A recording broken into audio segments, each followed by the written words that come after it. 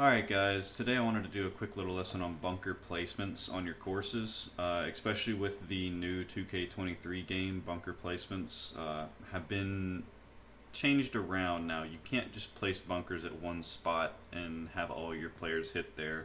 With this new game, with how people's distances vary so much, people can be driving the ball so much further or so much shorter than the last game. Not really so much shorter, but usually longer. Which is created this aspect for us as designers to make our courses longer and have to make sure our bunkers and the hazards are more spread out along the fairways. So it's made the designers have to do a lot more thinking so we don't get holes that are just easily breakable. Now this hole right here isn't breakable yet, but it is very, very close. The only thing that's really saving this hole is the fact that there's out of bounds over here.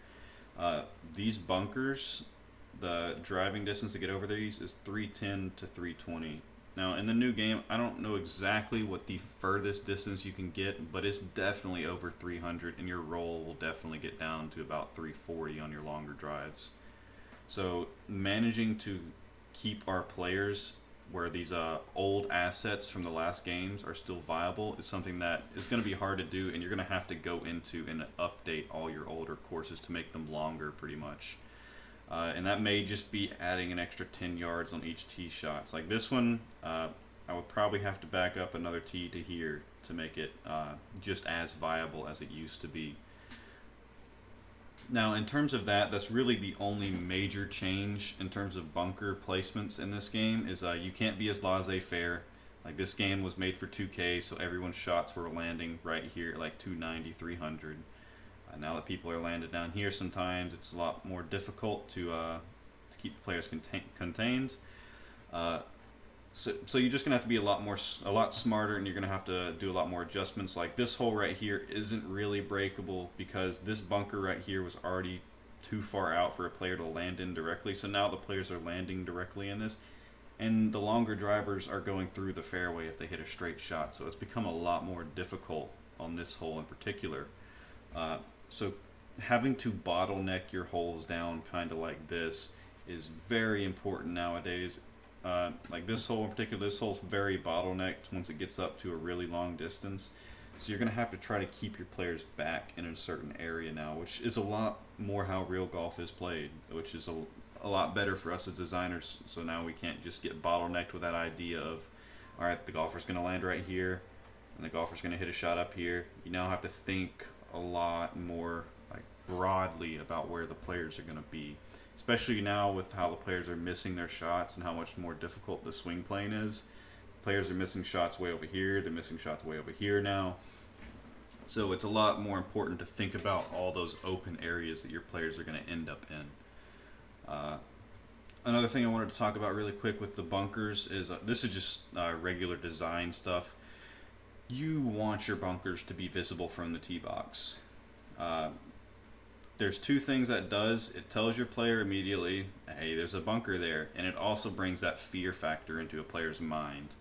Now on this hole in particular, when a player sees the bunker on this hole, they're like, alright, that bunker is out there and the water comes in and it's a really tight bottleneck. When they hit their above view, they're going to see that their shots are going to be trying to come in right here. So it's a very, very scary shot for the player. They're going to have to really think about, do they want to go for this or do they want to lay back? And it's little things like this that keep the round interesting. It's when you have a lot more boring straight flat holes. I bet there's one or two out here somewhere. Like this hole's not really the best in the world in terms of the tee shot. It's just plain out penile. If you miss, you miss. You're going to be screwed. And the bunkers on this one, they're visible at the same time, but there's just too much bunkers. There's not enough slopes going on here. It's just too flat and plain. You want to have some style to your bunkers, some look to them.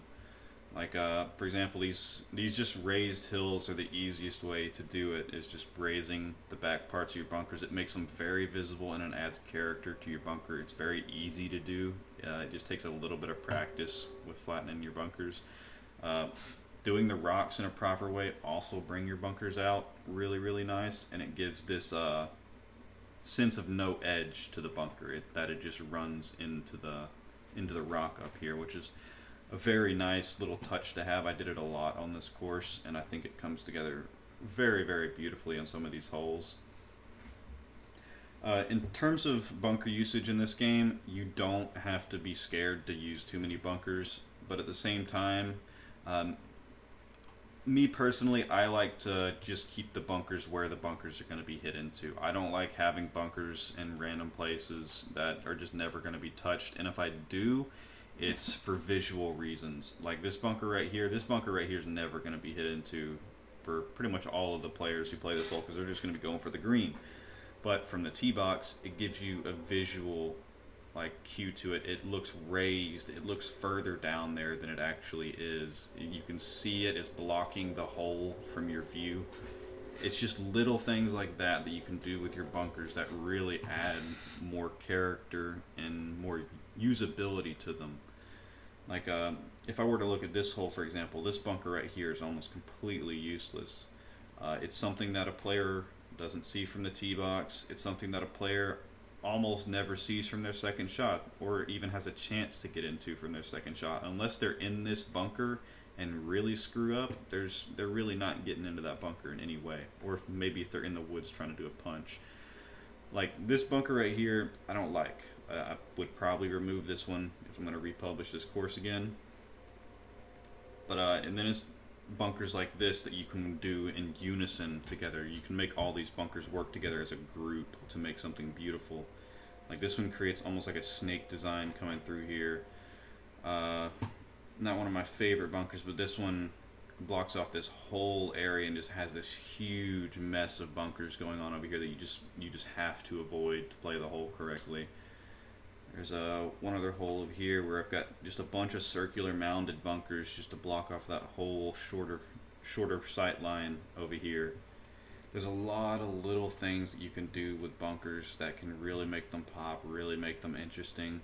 The best thing I would say to do is just look at other courses, look at what other people have done, and just take inspiration. Don't copy, but take inspiration from what they've done and create something of your own.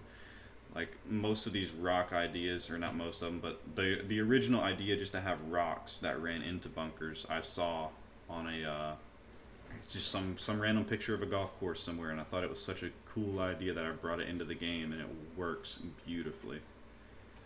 But pretty much in terms of everything else in terms of bunkers, it's just keeping them in view, making sure your players are aware of them, trying to make them as nice looking as they can, and make them useful. Don't place bunkers that are never going to go into and that aren't seeable. Like if I put a bunker down here, there's no reason to put a bunker that close.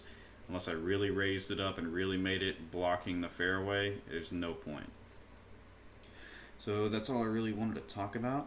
If you guys have any questions or any ideas or any other ideas for bunkers or some designs that you may have done with bunkers on a course that are very special, just let me know in the comments. And I'll see you guys next time.